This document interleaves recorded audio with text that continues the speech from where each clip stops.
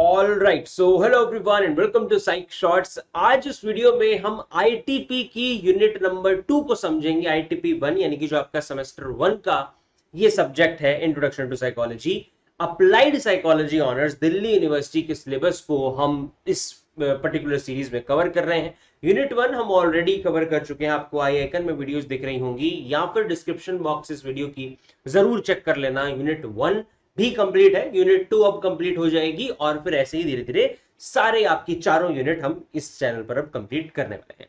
Basically अब यहां पर जैसे आपको 11th और 12th की साइकोलॉजी हमने पढ़ाई है, वैसे ही यूनिट वाइज, चैप्टर वाइज, जो कि बहुत रेयरली आपको मिलेगा यूट्यूब पर, वैसे ही हम आपको पढ़ाने वाले हैं बैचलर्स का आपका सिलेबस, यानी कि ग्रेजुएशन के साइकोलॉजी स्टूडेंट्स के लिए भी अब ये चैनल है।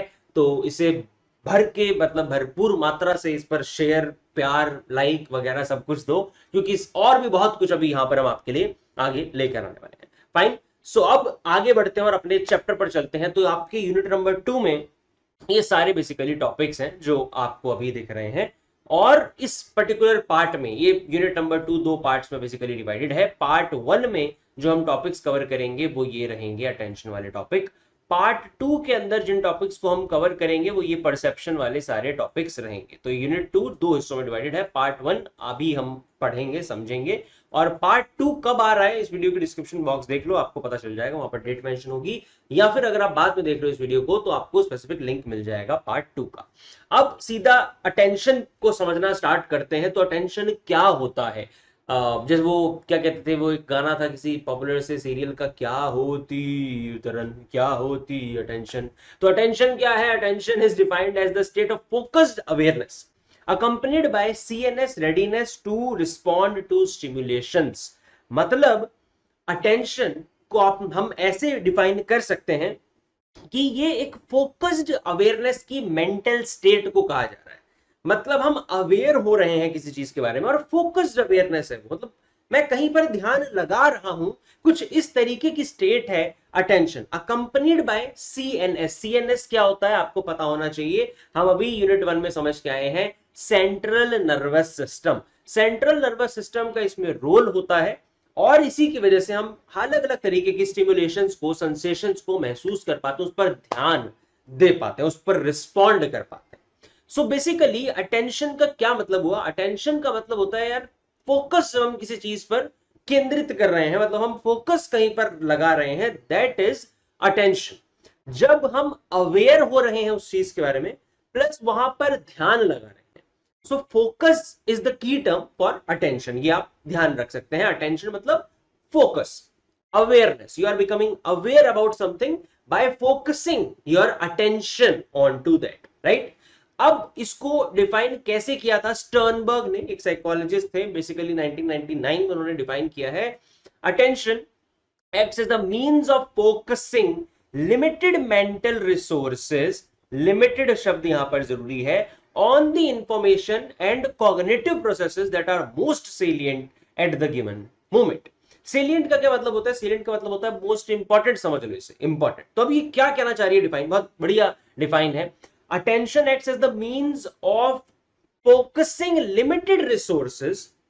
आपके माइंड की कुछ लिमिटेड रिसोर्सेज है, मतलब एंडलेस नहीं है।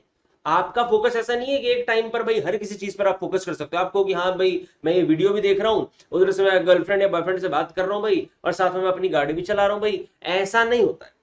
आप एक टाइम पर कुछ ही चीजों पर अपना फोकस बेसिकली रख सकते हो। अटेंशन बहुत तरीके की होती है, आगे हम वो भी समझेंगे, बट एंडलेस नहीं होती। ऐसा नहीं है कि एक टाइम पे सब कुछ ही कर लोगे, रोबोट नहीं हो आप, है ना, आप इंसान हो। तो अटेंशन एक टाइम पर ज्यादा जगहों पर हम नहीं दे सकते हैं। हमारे माइंड में कुछ लिमिटेड मेंटल रिसोर्सेज हैं, हमने उन मेंटल रिसोर्सेज को, उन लिमिटेड मेंटल रिसोर्सेज को किसी ना मतलब किसी किसी जरूरी चीजों पर फोकस करना है। This process is attention. कि हम जब अपनी माइंड की लिमिटेड, जो कि लिमिटेड क्वांटिटी के हमारे रिसोर्सेज हैं, उनको किसी स्पेसिफिक जरूरी स्टिमुलेशन पर, जरूरी एनवायरमेंटल में होने वाली कोई स्टिमुलाई, उस पर केंद्रित करते हैं, वहां पर लगाते हैं, उस तरफ को यूज करते हैं। This process is attention. ये इस डिफाइन का मतलब था। बाकी डिफाइन आप इसे एज इट इज याद कर सकते हो। आंसर्स में अगर आप डिफाइन एज इट इज लिख के आते हो तो उसकी मतलब एक वैल्यू, उसकी वर्थ थोड़ी सी बढ़ जाती है, क्योंकि आपकी डिफाइन अच्छी हो सकती है। आप हो सकता है स्टर्नबर्ग से ज्यादा अच्छी डिफाइन लिख दो, बट स्टर्नबर्ग एक जाना माना साइकोलॉजिस्ट है, उसके डिफाइन की वैल्यू है, तो डबल इन्वर्टेड कॉमास में डिफाइन आपके आंसर में होगी तो ज्यादा बेटर आपके लिए रहेगा। Now nature of attention. अब अटेंशन का नेचर क्या है, मतलब और कुछ हम डिटेल में अटेंशन के बारे में यहां पर समझने वाले हैं। सो attention is a mental process not a mental power. की बहुत ही अच्छी लाइन है जिसको समझना बहुत जरूरी है। अटेंशन आपकी मेंटल प्रोसेस है, पावर नहीं है। जैसे अगर आपको याद हो क्लास 12th में आपने समझा था कि इंटेलिजेंस एक पावर है हमारी, है ना, इंटेलिजेंस एक एबिलिटी है। ऑक्सफोर्ड डिक्शनरी ने डिफाइन ही ऐसे किया था कि the power of perception, understanding, knowing and so on, right. तो बेसिकली अटेंशन पावर नहीं है, अटेंशन प्रोसेस है।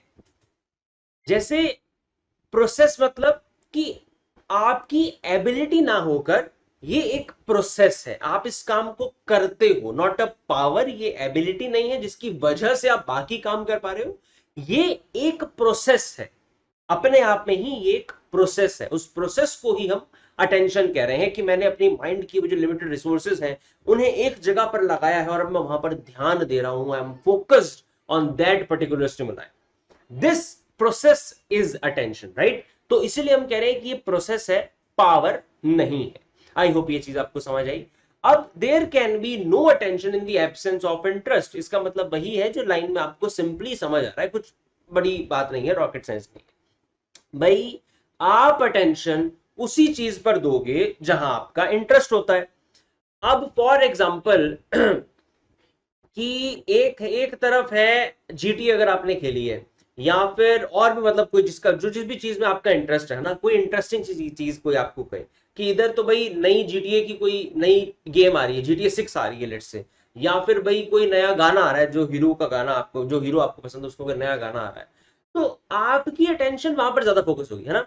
रेदर देन मैं बोलूं कि भाई डीएसएम का नया वर्जन आ गया, तो आपका जहां पर इंटरेस्ट है वहां पर आपकी अटेंशन ज्यादा इजीली जाएगी, right. Now the thought of conscious life is impossible in the absence of attention. इसका क्या मतलब है कि आपकी लाइफ में अगर आप कॉन्शियसनेस की बात कर रहे हो, है ना, कि भाई मैं कॉन्शियस हूं, मैं अवेयर हूं। कॉन्शियसनेस का क्या मतलब होता है कि आप अवेयर हो किसी चीज के बारे में।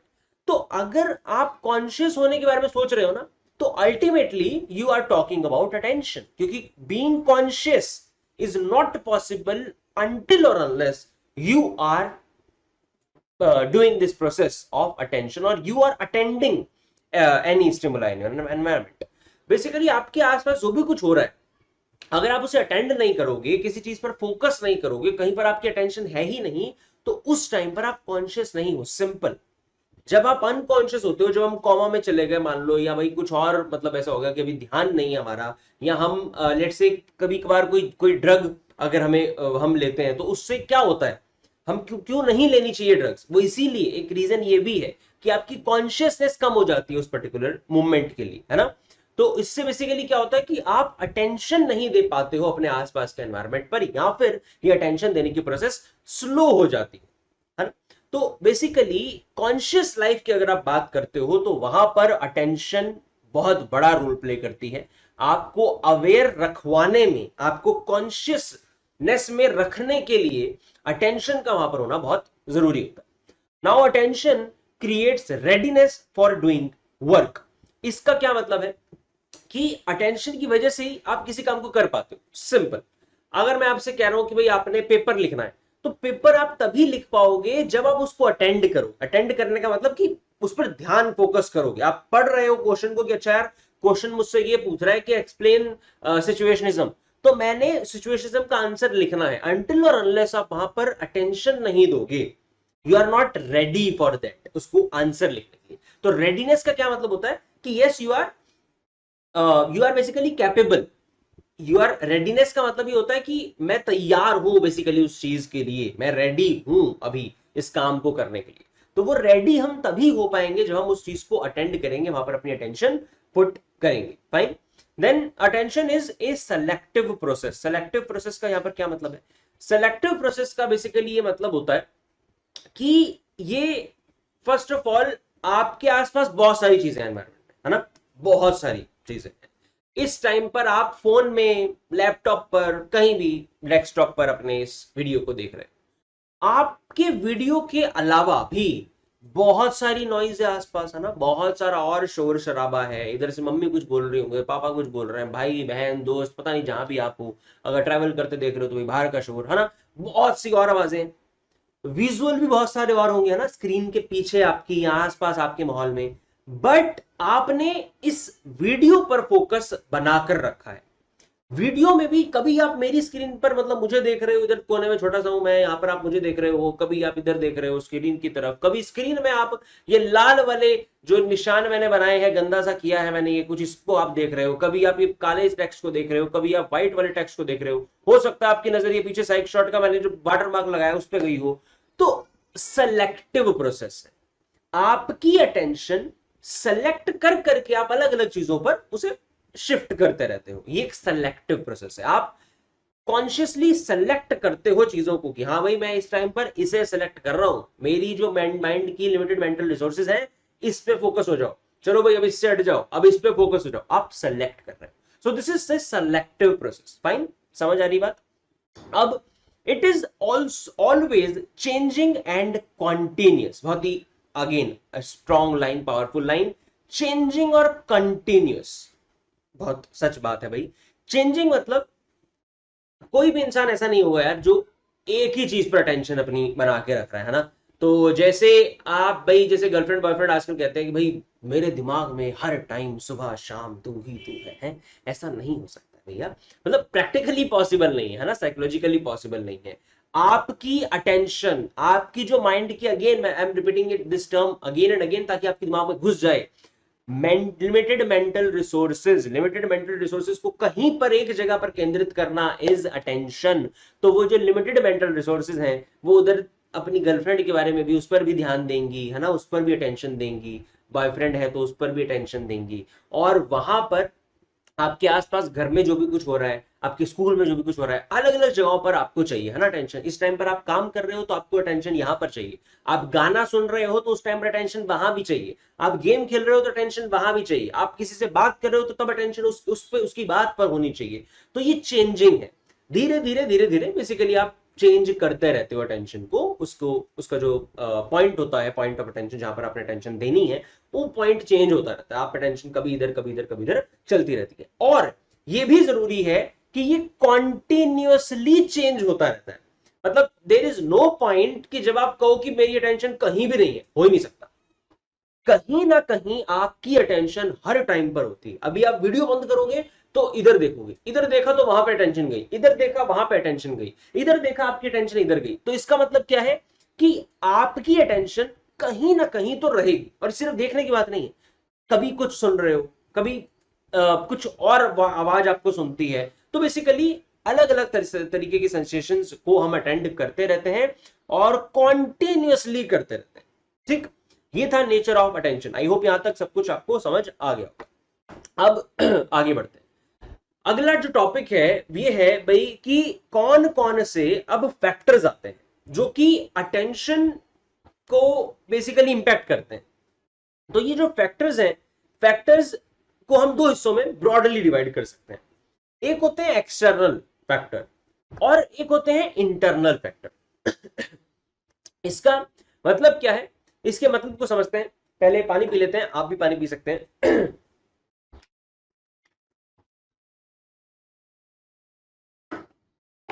हाँ।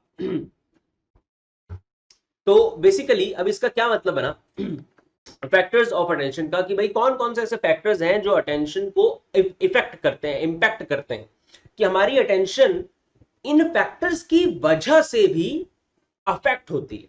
कि मैं इस चीज पर फोकस करूंगा या मैं इस चीज पर फोकस करूंगा, या मैं ऐसे फोकस करूंगा या मैं वैसे फोकस करूंगा, ज्यादा देर तक फोकस कर पाऊंगा नहीं कर पाऊंगा, ये सब कुछ डिपेंड करता है हमारे एक्सटर्नल फैक्टर्स पर और हमारे इंटरनल फैक्टर्स पर। ठीक है, अब क्या होते हैं भाई एक्सटर्नल फैक्टर? तो एक्सटर्नल फैक्टर मतलब कुछ ऐसे फैक्टर जो कि हमारे एनवायरनमेंट में होते हैं, सिंपल, कि भाई इसको ऐसे भी समझ सकते हो कि वो चीज कैसी है उस पे भी डिपेंड करता है कि आपकी अटेंशन वहां पर जाएगी या वहां पर नहीं जाएगी। और एक ये भी है कि अंदर से आपके अंदर कुछ ऐसे फैक्टर्स होते हैं जिससे भी ये डिपेंड करता है कि आप उस चीज पर अटेंशन दोगे या नहीं दोगे। इन शॉर्ट, अगर एक सिंपल एग्जांपल से समझें एक्सटर्नल और इंटरनल को, तो भाई मूवी है कैसी। अगर बहुत ही बेकार सी मूवी है, मान लो भाई जुड़वा मूवी की आप बात करते हो, जुड़वा 2 है ना, या ऐसी और भी मतलब कई सारी ऐसी फ्लॉप मूवीज हैं जो गई हैं, हो सकता है भाई आपको अच्छी लगी हो, ये जस्ट मेरा सब्जेक्टिव ओपिनियन है।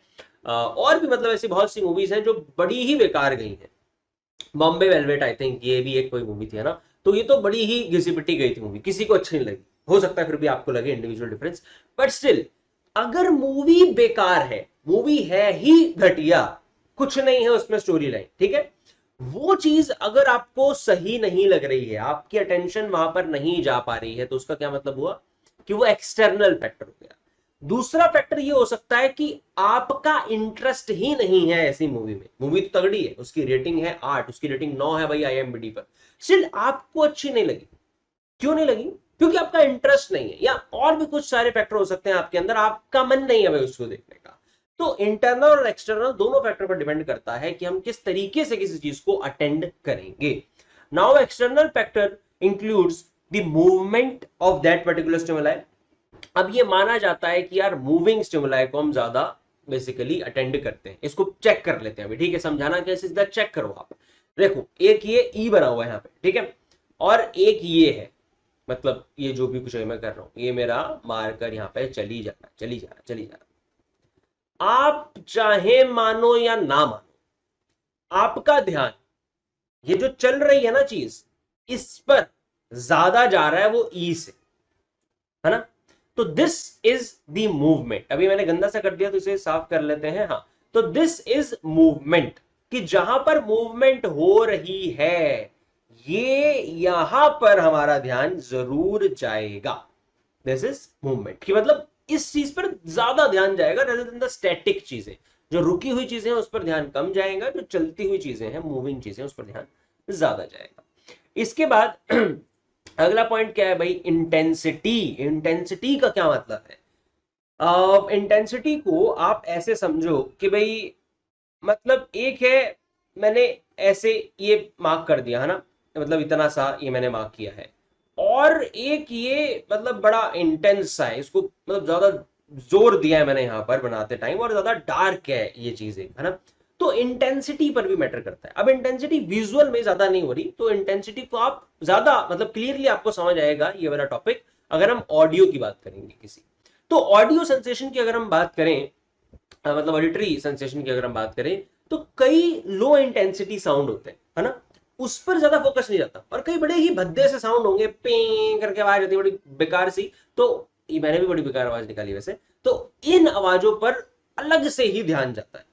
दिस इज बेसिकली इंटेंसिटी, कि इंटेंसिटी क्या है चीज की, जितनी ज्यादा इंटेंसिटी उतना ज्यादा इजी उसको अटेंड करना। सिंपल बात है, समझ आ रही है ना। अब नोवेलिटी, नोवेलिटी क्या है भाई, नई चीज है। अब एक तरफ है कि मान लो आपको पता है कि यार जो मेरा दोस्त है वो, तो मतलब उसके कम नंबर आना तो मतलब एक एक्सपेक्टेड ही है ना, मतलब वो तो हमें पता ही है कि भाई ये तो है ही नल्ला, और इसके तो नंबर भाई कम ही आने, मतलब मान लो कि वो SST में या मैथ में उसके नंबर आ गए किसी टेस्ट में 10 में से 2 या 3, तो आपका ध्यान वापस ज्यादा नहीं जाएगा, अब आएगा, वो तो होता ही है, ठीक है।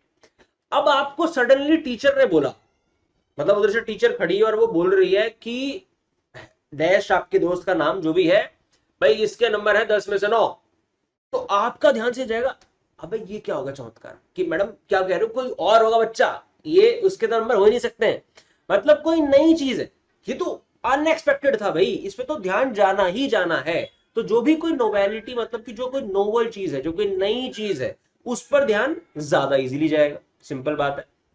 अब साइज, साइज तो बहुत ही मतलब यार सिंपल सा ही टॉपिक है। तो अब ये एक ये ए मैंने बनाया भाई, और एक मैंने ये ए बनाया, ज्यादा ध्यान ऑब्वियसली बड़े वाले पे जा रहा है ना, तो साइज पे भी मैटर करता है कि कैसे अटेंशन होगी। Change, change is quite similar to movement, still a bit different also.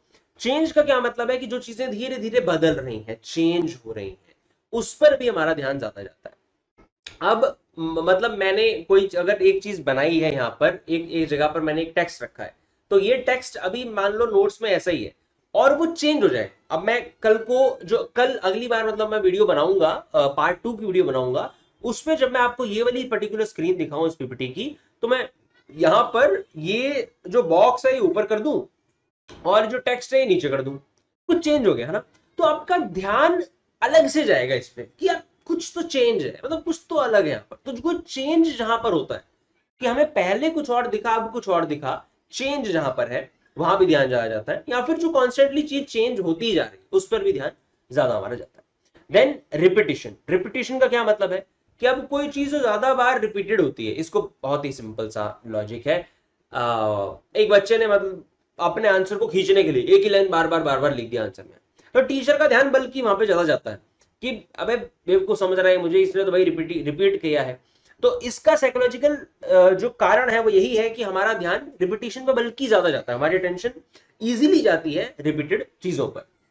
Then clarity, clarity का क्या मतलब है कि जो जितना ज्यादा क्लियर चीजें होंगी भाई उस पर हम ज्यादा फोकस कर पाएंगे ऑब्वियसली। तो अगर यहाँ पे ये ब्लर टेक्स्ट लिखा होता थोड़ा सा, तो उस पर हमारा फोकस कम जाता कि यार ये नहीं दिख रही चीज, और जो क्लियर क्लियर पिक्चर साफ साफ दिख रही है उस पर ध्यान ज्यादा जाएगा।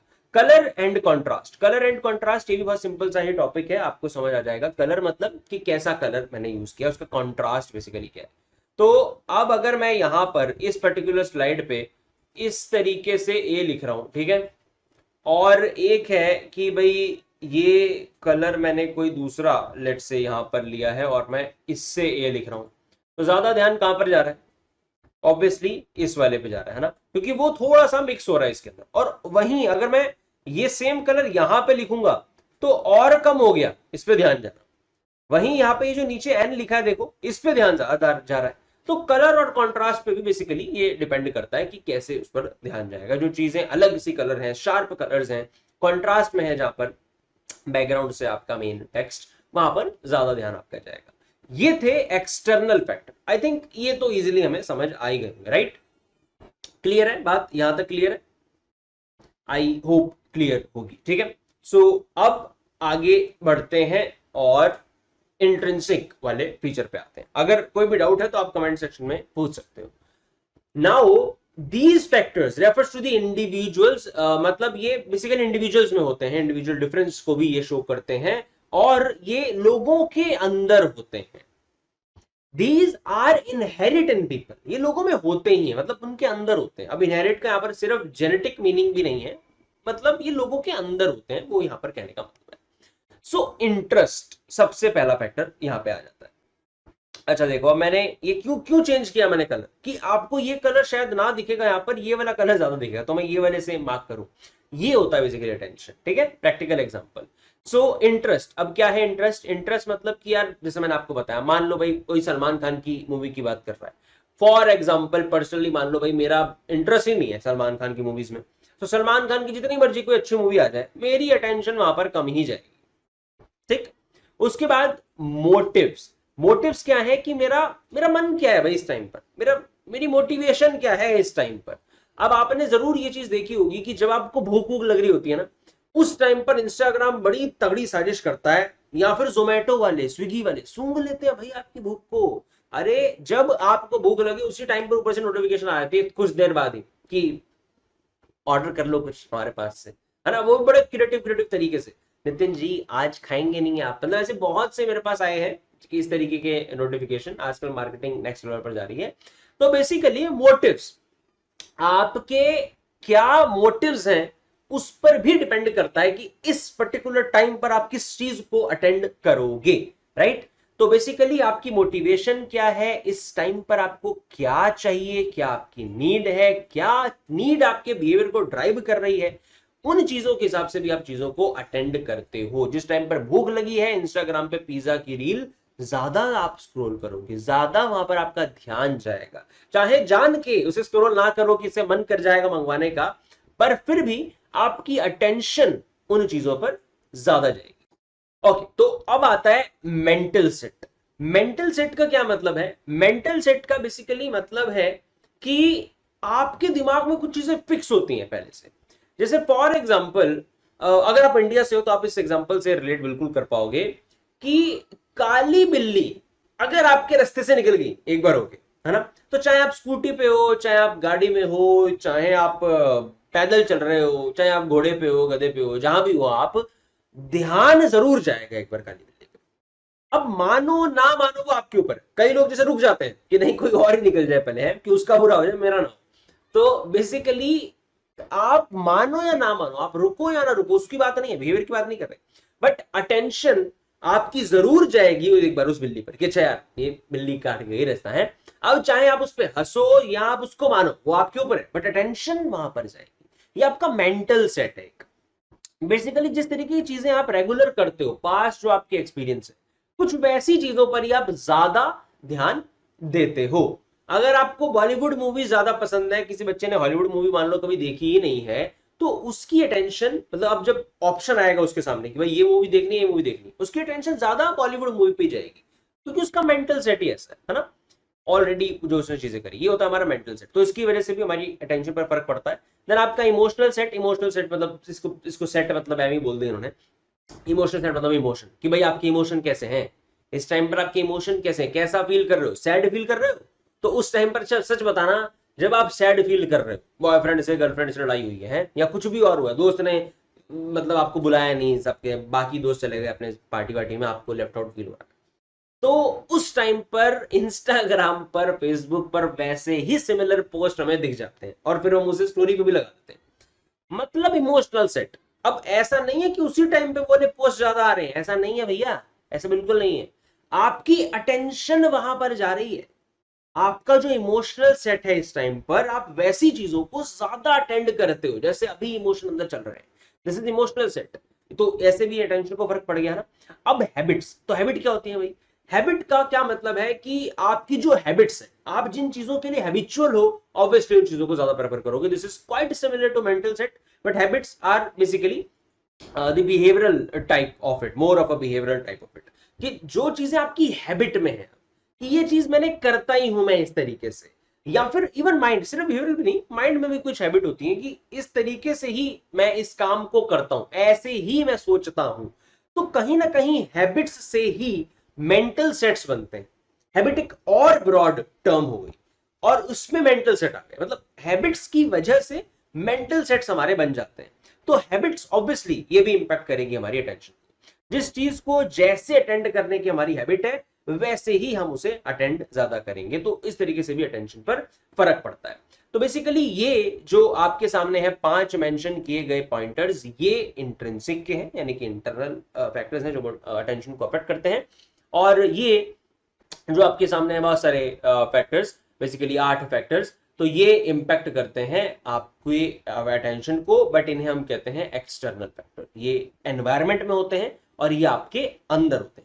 आई होप ये आपको समझ आ गया होगा, ठीक है। ओके, तो अगले टॉपिक पर चलते हैं भाई। अगला टॉपिक हमारे सामने आ जाता है टाइप्स ऑफ अटेंशन। तो 11th 12th तक अगर आपने साइकोलॉजी पढ़ी है तो देखो, दो तो आप पढ़ के आए हो, है ना, सस्टेन्ड और सिलेक्टिव, ये तो पता ही है कि क्या है। दो थोड़ा सा नया है, हालांकि ये भी थोड़ा बहुत बताया गया था 12th में, बट अगर आपके पास 11th 12th में साइकोलॉजी नहीं भी थी तो फिर भी आपको अब यहाँ पर समझ आ जाएगा भाई, कोई दिक्कत वाली बात ही नहीं है। सस्टेन्ड अटेंशन, सेलेक्टिव अटेंशन, ये दो ब्रॉड तरीके की अटेंशन होती हैं। मतलब अटेंशन को बहुत तरीके से हम क्लासिफाई कर सकते हैं ना। कई लोगों ने कहा है भाई सिर्फ सस्टेन्ड और सिलेक्टिव होती है, फिर धीरे धीरे ये भी ऐड हो गई और कुछ चीजें, है ना। तो ब्रॉडली जो माना जाता है वो ये दो हैं, तो इसको ध्यान से पहले समझो। पहले इन्हीं की बात करते हैं, सिलेक्टिव और सस्टेन। पहले हम सेलेक्टिव समझते हैं, सेलेक्टिव अटेंशन, क्योंकि सेलेक्टिव ना बहुत सिमिलर है अटेंशन की एक्चुअल डिफाइन से। तो सेलेक्टिव अटेंशन एक ऐसी तरीके की हमारी अटेंशन है, एक ऐसी प्रोसेस है जो हम करते हैं। अच्छा, अब ऐसा भी नहीं है कि हम कोई एक ही करते हैं, ऐसा नहीं है। एक इंसान सभी तरीके की अटेंशन पोजेस करता है, क्योंकि अगेन ये पावर नहीं है, ये प्रोसेस है। हम हर तरीके की प्रोसेसेस को करते हैं। सो बेसिकली सेलेक्टिव अटेंशन एक ऐसी प्रोसेस है जब हम बहुत सारी स्टिमुलाई में से कोई एक या कुछ स्पेसिफिक सेलेक्ट करते हैं कि मैंने इस पर बेसिकली ध्यान देना है। तो सेलेक्टिव अटेंशन का मतलब है कि बहुत सी चीजें अभी आपके आसपास हैं, बट आपने एक चीज पर ध्यान केंद्रित किया है, जो कि है ये वीडियो। बहुत सी आवाजें, बहुत से विजुअल, बहुत सी और सेंसेशन शायद, या और भी मतलब जो भी आपके सेंसेस हैं जो आपको इंफॉर्मेशन दे रहे हैं, हर चीज पर आप फोकस कर सकते हो इस टाइम पर। बट आपने सेलेक्ट किया है, आपने इस वीडियो को सेलेक्ट किया है, मेरी आवाज को सेलेक्ट किया है कि नहीं, मैंने सर की आवाज सुननी है इस टाइम पर, ये वीडियो देखनी है इस टाइम पर। This is selective attention. आप क्लास में बैठे हो लेट्स से, और आगे से टीचर आपको पढ़ा रही है, और इधर आपका दोस्त आपको कह रहा है कि अरे मेरी बात सुन यार, मुझे मेरी बात ज्यादा जरूरी है, वो तो हमें बोलती रहती है, बोलता रहता टीचर। तो अब यहां पर आप पर डिपेंड करता है कि आप इसकी सुनोगे, या जो टीचर सामने इतने एफर्ट से आपको कुछ चीज समझाने की कोशिश कर रही है उसकी बात आप सुनोगे। तो अब यहां पर आपके पास ऑप्शन है कि आप किस चीज को सेलेक्ट करोगे। This is selective attention. ठीक है। तो बेसिकली बहुत सी स्टिमुलाई जो हमारे आसपास चल रही है, एनवायरमेंट में बहुत कुछ हो रहा है, उनमें से किसी एक को जो हम सेलेक्ट करते हैं, या भाई इस पे मैंने अपनी अटेंशन डालनी है, this is selective attention. If you are good at selective attention, you are good at ignoring the distraction. ये जो डिस्ट्रैक्शन थी, जो इधर से कह रहा है कि भाई मेरी बात सुन, नहीं सुननी है, टीचर की सुननी है, ठीक है, तो सेलेक्टिव अटेंशन ही होती है। अब सस्टेन्ड अटेंशन। सस्टेन्ड अटेंशन का क्या मतलब है? सस्टेन्ड अटेंशन का बेसिकली मतलब होता है कि कितनी देर तक किसी चीज पर फोकस बना के रख सकते हो। जैसे मान लो कि आपने बड़े जोश में चालू करी थी वीडियो कि यार आज तो मैं समझ के उठूंगा भाई चैप्टर, बट यहां तक आते आते मतलब मेरे से लिखवा लो आप, मैंने स्टेट्स भी देखे हैं अपनी चैनल पर या और भी चैनल पर, यूजुअली यही होता है कि टॉप पे ना ऐसा जाता है बाहर, मतलब बहुत सारे व्यूअर, और एंड तक आते आते ना वो ऐसे हो जाता है नीचे। तो मतलब हमारी जो वो सस्टेन्ड अटेंशन है वो कम है।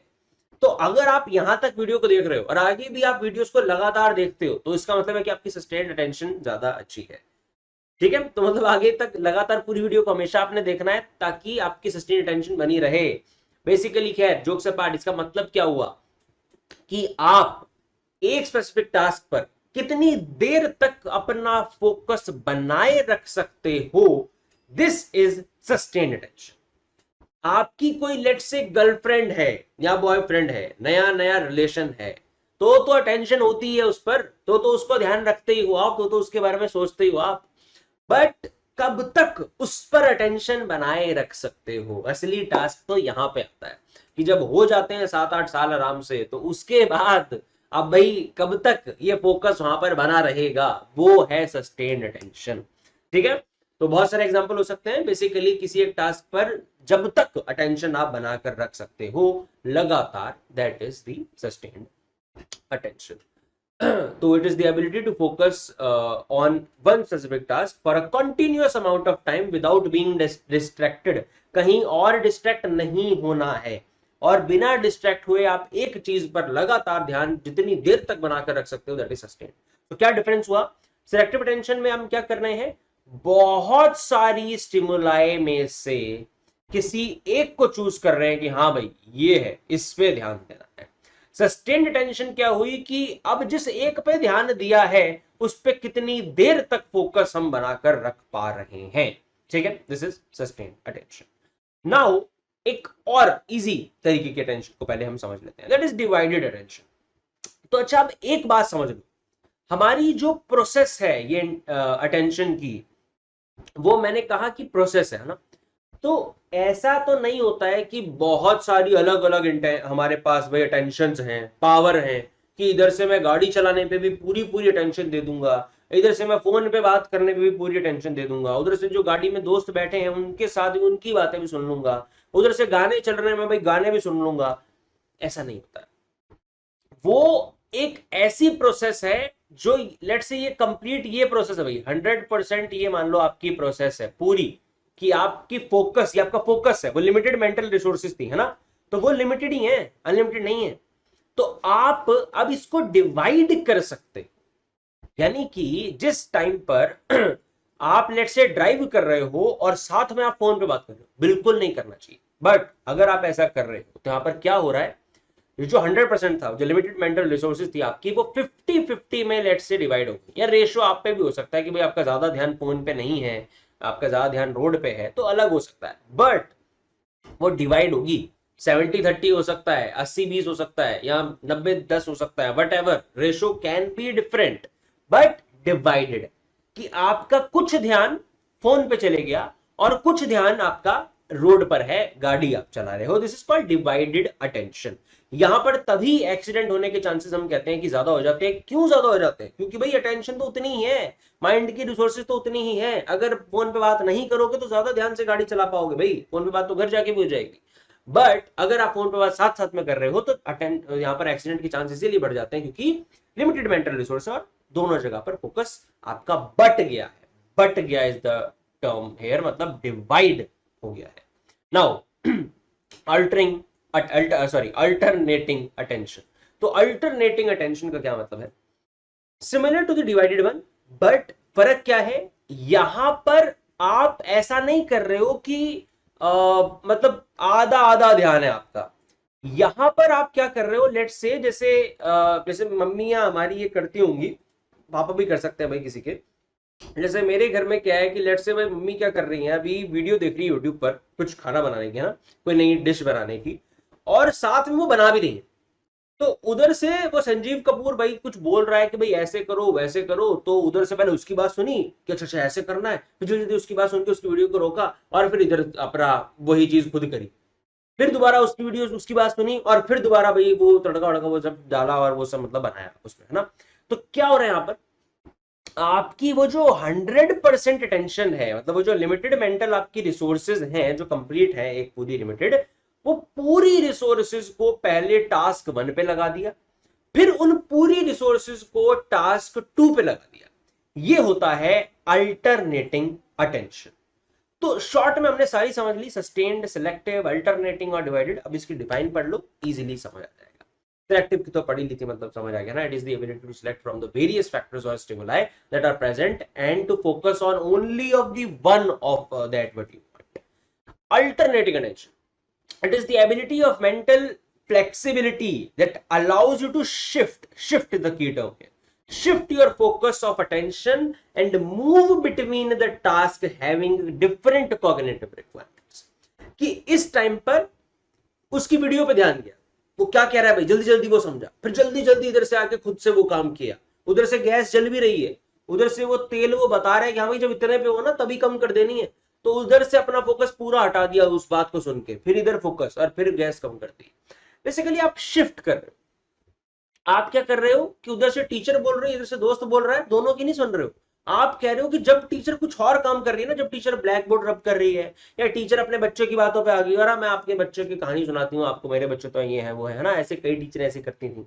तो इसका मतलब क्या है कि उस टाइम पर आपने कहा चल बेटा जल्दी जल्दी अटेंशन, इधर आ इधर इधर आ, हाँ भाई अब तू बोल क्या कह रहा है। और जब से इसने अपनी बेवकूफी वाली भरी बातें चालू कर दी, तब आपने कहा कि हाँ तू बोलता रहे चल बेटा, अब अटेंशन उधर फोकस हो गई, टीचर पे फोकस हो गई। This is alternating attention. Now the last one is the divided attention. तो डिवाइडेड अटेंशन हमने समझी कि जब डिवाइड कर देते हैं पूरी अटेंशन को, मेंटल रिसोर्सेज को, it refers to the focusing on more than one task at a given point of time.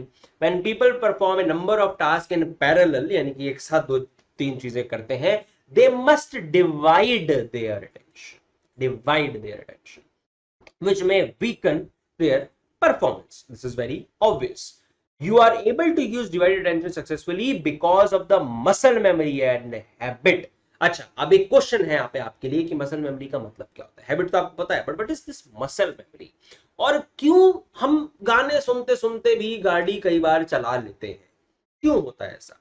या हम जैसे बच्चे कई ऐसा करते हैं, जब कई रिटर्न वर्क कर रहे होते हैं तो रिटर्न वर्क करते टाइम जरूर गाने सुनते हुए रिटर्न वर्क को करेंगे। कैसे कर लेते हैं? कैसे गलतियां कम होती हैं उनसे? क्यों होती है? उसका रीजन है ये मसल मेमोरी, या फिर आपकी हैबिट। हैबिट से भी ज्यादा मसल मेमोरी ही रीजन होता है। तो इस पर सर्च करो और मुझे कमेंट सेक्शन में बताना कि क्या आपको पता चला मसल मेमोरी के बारे में। That's all from my side for this video. अब परसेप्शन वाला पार्ट बचा है तो इसे हम बाद में समझेंगे। अभी के लिए मैं भी थोड़ा रेस्ट करूं, आप भी थोड़ा रेस्ट करो आराम से, बाद में पार्ट 2 में समझते हैं आगे के इन सभी टॉपिक्स। ठीक है भाई, तो अगर अब वीडियो आपको अच्छी लगी हो, समझ आए हो टॉपिक्स, तो इसे लाइक जरूर कर देना यार, बहुत मेहनत लगती है इसे बनाने में। और शेयर जरूर कर देना। हम नई चीज कर रहे हैं, अभी तक 11th-12th का बेस था, अब कॉलेज स्टूडेंट्स के लिए भी हम चीज को लेकर आ रहे हैं। तो अगर आप एक कॉलेज स्टूडेंट हो और आपके पास ग्रुप्स हैं, लोगों के साथ आपके कांटेक्ट हैं, तो प्लीज यार शेयर कर देना ताकि और बच्चों तक ये कंटेंट पहुंच पाए, ठीक है। इसी के साथ साथ आप psychshots.com को जरूर एक्सप्लोर करते रहो, उस पर बहुत सारी चीजें आपके लिए आ गई हैं। इंटर्नशिप अगर आपका इंटरेस्ट है करने का, तो इंटर्नशिप्स के लिए भी बहुत सारी अपॉर्चुनिटीज हैं जो आपको psychshots.com पर मिल जाएंगी। चैनल पर बने रहो, फॉलो करके रखो, इससे बहुत सारी चीजें आपके लिए रेगुलर यहाँ पर आ रही हैं, तो कुछ मिस ना कर दो आप। बहुत सारी अपॉर्चुनिटीज भी हैं इंटर्नशिप, जिसमें मैंने कहा कई फ्री ऑफ कॉस्ट भी हम प्रोग्राम्स आपके लिए करा रहे हैं। तो सब्सक्राइब जरूर कर लेना, बेल आइकन को जरूर दबा लेना। और that's all from my side, take care of yourself, I will see you in the next video. Thank you so much for